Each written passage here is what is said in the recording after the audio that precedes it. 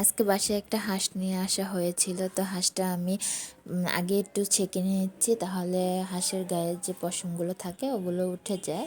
তো এটা ড্রেসিং করে নিয়ে আসা হয়েছিল, কিন্তু বাকি যে সব ভালো করে পরিষ্কার করা হয় নাই, অল্প কিছু গায়ের মধ্যে এক্সট্রা ছিল পশম, ওগুলো আমি আর কি পরিষ্কার করে নিব এখন।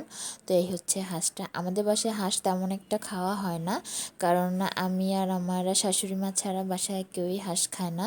তো এই জন্য তেমন খাই না, মাঝে মধ্যে আনা হয় আর কি। এখন শীতকালে কিন্তু হাঁস খেতে অনেক মজা, তাই আম্মু নিয়ে এসেছে। তো আমি এটা এখন বাকিটা ভালো করে পরিষ্কার করে নিচ্ছি আর কি, তারপরে হাঁসটা রান্না করা হবে।